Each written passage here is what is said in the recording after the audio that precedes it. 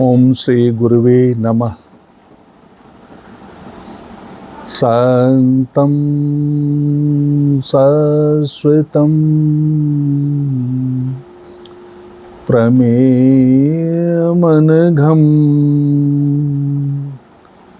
निर्वाण शान्तिं प्रदम्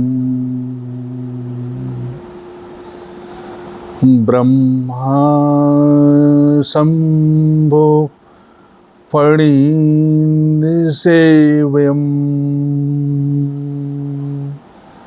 निशं वेदान्तवेदं विभुम् रामाख्यं जगदीश्वरम्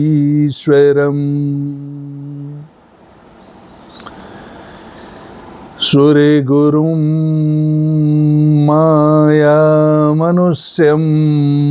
हरिम्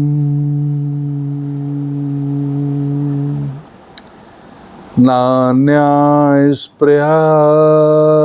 रघुपतये हृदयेऽस्मदीये सत्यं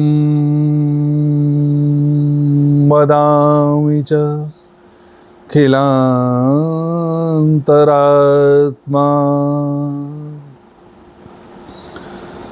भक्तिं प्रयच्छ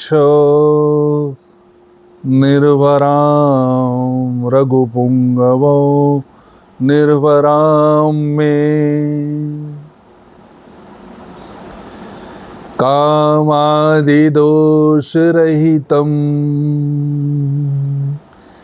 कुरु मानसं च अतुलितबलधामं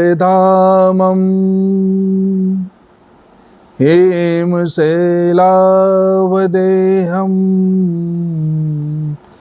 दनुजवनकृशानुं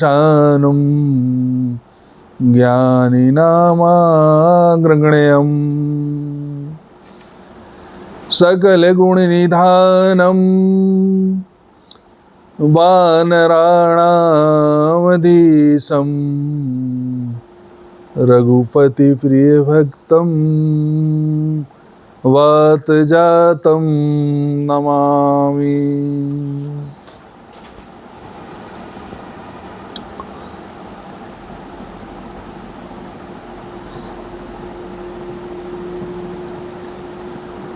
बोले राजा रामचंद्र की जय। इस दिव्य सुंदर कांड के मुख्य पात्रों और संरक्षक हनुमंत लाल जी सरकार की जय।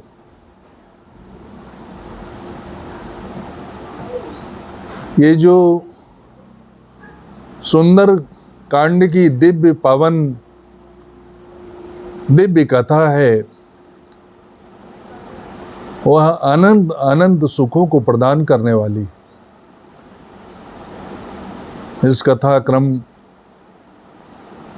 को 3 भागों में गोता लगाते हुए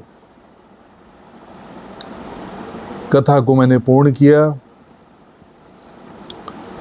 अब कथा के चतुर्थ भाग में सुंदर कांड के, जिसमें हनुमंत लाल जी अशोक वाटिका में प्रवेश करते हैं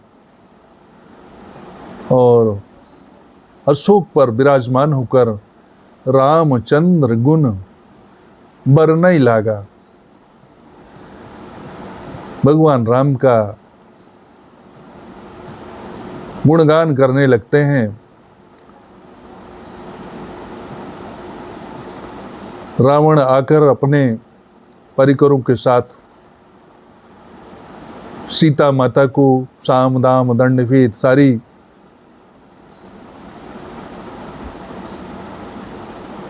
जो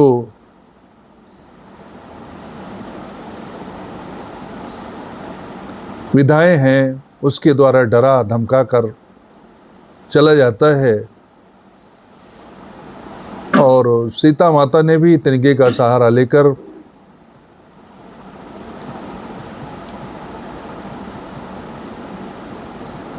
रावण को जवाब दिया है। अब हनुमंत लाल जी आज के कथाक्रम में उस अशोक पर विराजमान होकर भगवान राम के गुणों की चर्चा करने लगते हैं, उनका चरित्र कहने लगते हैं। तो उस चरित्र को सुन करके सीता माता ने कहा,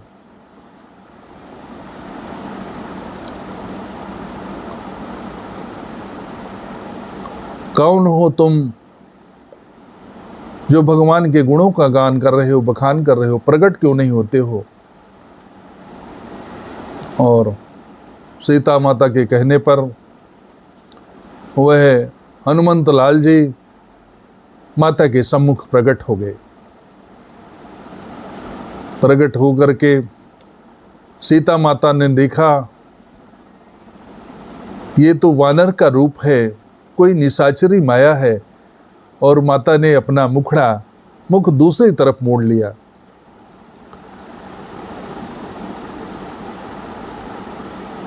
तब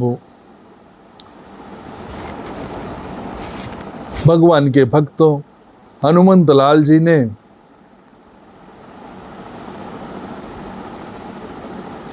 माता से कहा, मैं उस करुणा निधान का सेवक हूं। माता जी चौंक पड़ी, यारे ये तो नाम सिर्फ मुझे ही पता है, ये भगवान का प्राइवेट नाम है, कोई इस नाम को जानता नहीं, कैसे जानता है? माता जी ने पूछा कि तुम इस नाम को कैसे जानते हो भगवान राम से, तुम्हारी मित्रता कैसे हुई? हनुमंत लाल जी ने सारी बात बताई है।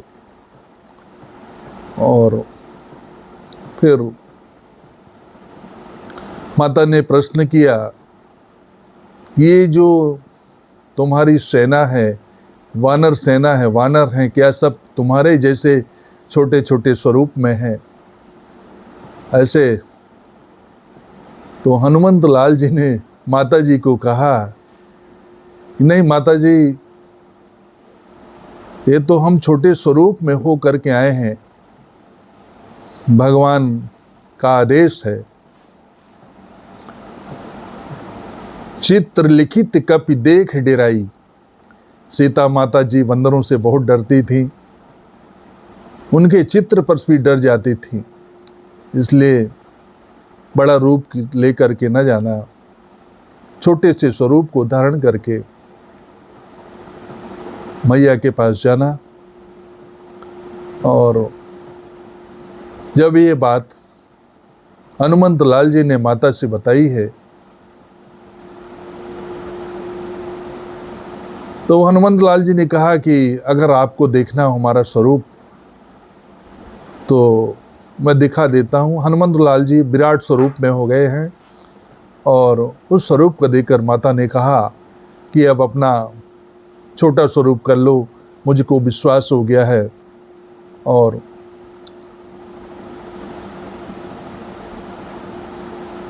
हनुमंत लाल जी ने माँ से कहा कि ये तो उन करुणा निधान का प्रताप है, उनका कृपा है, उनकी पूर्ण कृपा है कि वह विशाल स्वरूप धारण करने की क्षमता, लंका की यात्रा, मेरी सामर्थ्य कहाँ? एक बंदर का स्वाभाविक गुण है कि वो एक डाल से दूसरी डाल, दूसरी डाल से तीसरी डाल, इतना ही उसकी सामर्थ्य है। परंतु सामर्थ्य उस करुणा निधान का है, उस भगवान का है जिन्होंने ये कार्य सौंपा है। माँ को संतोष हुआ, मन संतोष सुनत कपिवानी। भगवान कि इस दिव्य संदेश को हनुमंत लाल जी के द्वारा माता ने सुना है। उनको संतोष हुआ है और प्रसन्न होकर माता ने कहा कि कह दिया, बेटा अजर अमर गुण निधि सुत हो। आशीर्वाद दिया, दिव्य आशीर्वाद माता ने हनुमंत लाल को दिया है कि जाओ तुम अजर अमर हो जाओ और गुण निधान के खजान हो जाओ।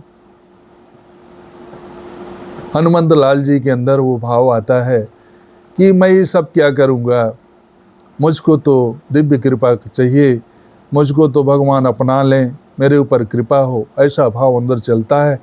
माता ने उनकी बात को समझ करके उनको दूसरा आशीर्वाद पुनः प्रदान किया है, करहूँ बहुत रघुनायक छोहू।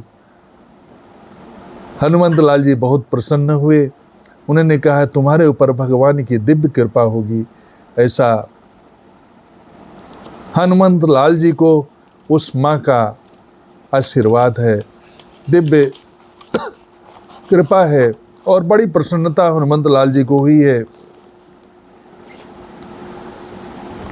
और माता से कहा हनुमंत लाल जी ने कि माँ आपने तो मुझे सारी जिम्मेदारियों से मुक्त कर दिया। हनुमान जी ने कहा कि अब मैं जो है तो मुझको कुछ न करना पड़ेगा, सिर्फ हनुमान जी की ही कृपा मुझ पर निरंतर रही आएगी। और माँ के सामने अंजनी पुत्रो हनुमान ने कहा कि माँ मुझको भूख लगी है, सुनहु मात मोहि अतिशय भूखा।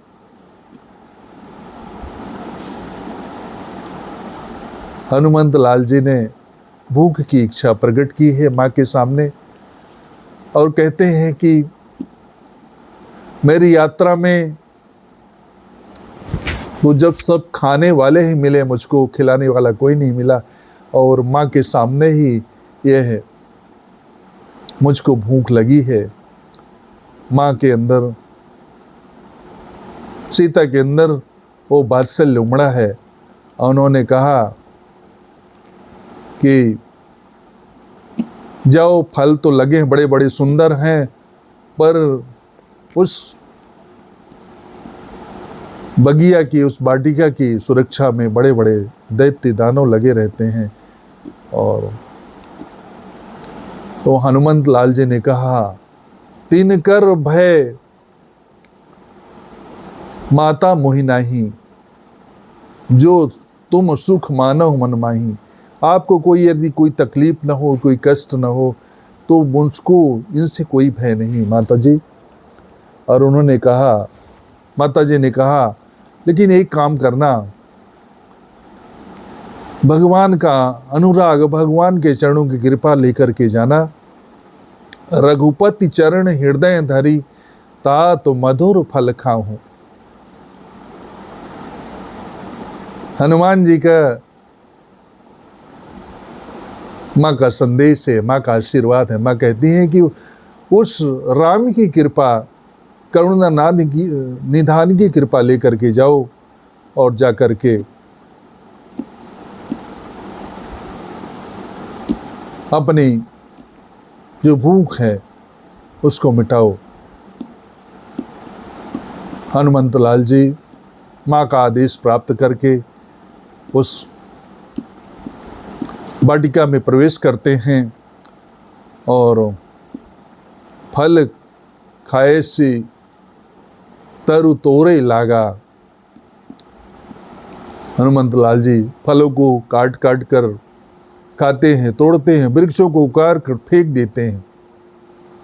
बड़े बड़े उथल पुथल मच जाता है और ऐसा उनके मन में भाव आता है कि जो पर्दा है, जो दिख नहीं रहा है, माँ वहाँ बैठी हुई है और पेड़ पौधे की वजह से तो भगवान ने सोचा ये पर्दा हट जाए, माँ प्रत्यक्ष रूप से दिखने लगे और उन पेड़ पौधों को उखाड़ उखाड़ के फेंका है। जब बंदर का, हनुमंत लाल जी का उतापात वहाँ पर होता है, तब जो सेवक हैं सब सीधे लंकेश के पास जाकर सूचना देते हैं, ये एक बड़ा विशाल बंदर आया है, और वो बंदर आकर के उस जो वाटिका है उजाड़ कर फेंक दिया है, सारे बंदरों को, बंदर का रूप है, सारे राक्षसों को भगा दिया है। तब सेना के साथ लंकेश ने, रावण ने अक्षय कुमार को भेजा है, और तब हनुमंत लाल जी ने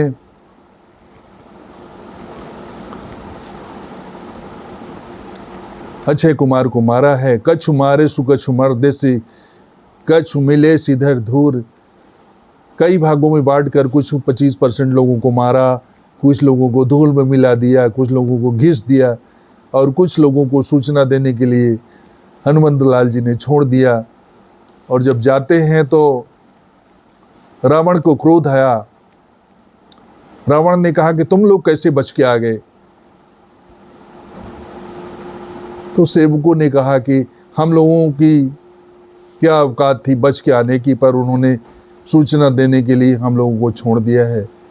तब लंकेश ने इंद्रजीत को भेजा है कि जाओ उस बंदर को पकड़ के लाओ, मारना नहीं, उसको बांध करके लाओ। और इंद्रजीत रथ लेकर, अपनी सेना लेकर उस वाटिका में प्रवेश करते हैं, और हनुमंत लाल जी से युद्ध होता है। और युद्ध में हनुमंत लाल जी कहीं 20 से 19 नहीं है, उन्हें उनके रथ को तोड़ दिया है, और रथ चकनाचूर हो गया है। अब विषम स्थिति को देखते हुए इंद्रजीत ने ब्रह्मास्त्र का प्रयोग किया है, पर हनुमंत लाल जी ने देखा कि ब्रह्मा जी हैं जो, जिनकी बात मानना हमारे हित में होगा, उनका सम्मान करना चाहिए। और फिर ब्रह्मास्त्र में हनुमंत लाल जी बंध जाते हैं, और जब बंध जाते हैं तब उनके सेवकों, सैनिकों ने देखा कि अब बंध गया है, तो मूर्छित हो गया है। तब लोहे की जंजीर से उसको, हनुमंत लाल जी को उनको बांध दिया है, बांध करके रथ में डालकर बैठा कर रावण के पास सीधे सभा में लाए हैं। और जब हनुमंत लाल जी को लाया गया तो सभी देखते हैं कि सभा में सभी देवता, सभी लोग हाथ जोड़कर खड़े हुए, नीचे की ओर नजर करके, पर हनुमंत लाल जी सीधी नजर मिलाकर रावण के सामने खड़े हैं। वो कुछ डर नहीं रहे हैं, ऐसा लगता है कि कोई वीर, कोई बलवान हनुमंत लाल की सभा में खड़ा है। और कहते हैं कि तुमने बगिया, रावण ने कहा कि तुमने उस हमारी फुलवारी को क्यों उजाड़ा? हनुमंत लाल जी ने कहा कि मैं गया, मुझको वो लोग मारने लगे, मैं भी उनको मारा, और आपके बालक गए मुझको बांध कर लाए, तो मैं यहाँ आ गया हूँ। और मेरा काम, जिस काम के लिए मैं आया हूँ, मेरा काम हो गया है, मुझको अब बंधने में कोई लज्जा नहीं है। और रावण को उपदेश देते हैं, राम विमुख संपत्ति प्रभुताई, जाय रही पाई बिन पाई, सजल मूल तिन सरित नाही, बरस गए पुनि तबहि सुखाई।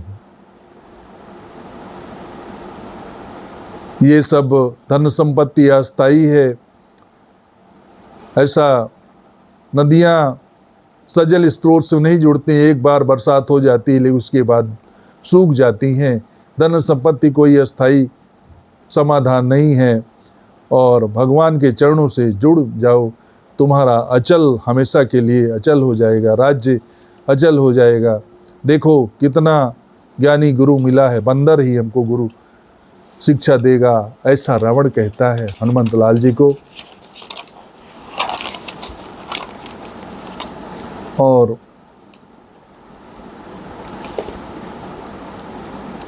रावण कहता है हनुमान जी से कि तुम्हारे निकट मृत्यु आ गई है। रावण हनुमान जी ने कहा मृत्यु जरूर हमारे सामने आ गई है, पर मृत्यु का जो संकेत है, जो मृत्यु की दिशा है, वो तुम्हारे ओर है रावण। एक जगह पर खड़ी है, पर दृश्य माने उसकी निगाह तुम्हारे तरफ ही मुड़ी हुई है।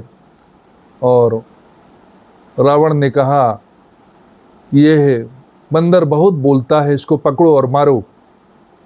निशाचर दौड़े हैं हनुमंत लाल जी को पकड़ने के लिए, और हनुमंत लाल जी अपना कोई बचाव नहीं कर रहे हैं, सुरक्षा नहीं कर रहे हैं।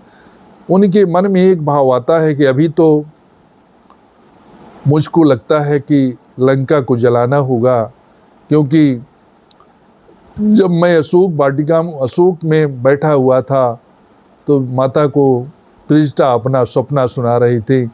अब वो बंदर कोई दूसरा नहीं हो सकता, वो चूंकि वो समय मैं ही हो सकता हूँ। त्रिजटा नाम राक्षसी एका, सपने वानर लंका जारी, हुई है सत्य गए दिन चारी। 2 दिन तो बीत गए, 2 दिन और है, कोई दूसरा बंदर आएगा नहीं, और हो सकता है कि लंका को जलाना पड़े, ऐसा मन में भाव उनके आ रहा है। और सैनिकों को रावण ने आदेश दिया कि इसको पकड़ो मारो। चारों ओर से घेर रहे हैं उनको, हनुमंत लाल जी को। और देवी प्रेरणा से विभीषण जी प्रकट होते हैं। उन्होंने कहा, जब ये विचार विमर्श चल रहा था, मारने का प्रस्ताव चल रहा था, तो विभीषण जी ने रावण से कहा नीति विरोध न मारी ये दूता। नीति कहती है कि दूत को मारना न चाहिए। दूत और विभीषण की सम्मति पर सबने कहा, रावण ने कहा ठीक है, पर इसकी पूंछ पर बड़ी ममता होती है बंदर के, इसलिए इसके पूंछ में आग लगा दो और चलती हुई पूंछ लेकर अपने स्वामी के पास जाएगा। और हनुमान जी प्रसन्न हुए, बोले सारद मेरी सहायता में बनी, भाई सहाय सारद मैं जाना। अब लगता है मुझको मेरी शारदा मैया मेरी सहायता कर रही हैं। और इधर हनुमंत लाल जी सोचते हैं कि संत का घर कैसे बचे, निशाचरों को चला। जिन जिन लोगों ने चंदा दिया, इसमें तेल, कपड़े का बाढ़ी, और हनुमंत लाल जी ने अपनी पूंछ को काफ़ी बढ़ाया है। और रहा न नगर बसन घृत तेला, लंका निश्चर निकर निवासा, उलटी पुलटी लंका सब जारी, एक विभीषण कर गृह नहीं। सारी लंका को उलट पुलट कर, अपनी पूंछ को बढ़ाकर, गोल गोल घुमाकर, हर घर के द्वार पर जाकर के हनुमंत लाल जी ने उस लंका को जलाया, भस्मीभूत किया। और अकेले, क्योंकि विभीषण जी ने कपड़े और तेल का जो चंदा है वो नहीं दिया था, उसमें सम्मिलित नहीं हुए थे, तो हनुमंत लाल जी ने उनके घर को छोड़ा है। और हनुमान तुम अपनी परीक्षा दे करके आना। सारी भगवान ने जब कहा था, इनको भेजा था हनुमंत लाल जी के, तो हनुमंत लाल जी को कहा था भगवान राम ने कि अपनी परीक्षा दे करके आना। और साली लंका को हनुमान ने जला दिया है। काला स्वर्णमयी लंका काले स्वरूप में बदल गई है। और हनुमंत लाल जी देदीप्यमान हैं, स्वर्ण शैलावधि हम उनका एक नाम भी है, और वह एक दिव्यता के साथ में प्रकाशित हैं। और लंका काली कोयले के समान प्रदर्शित होने लगी है। और लंका को जला करके हनुमंत लाल जी आए हैं और आकर के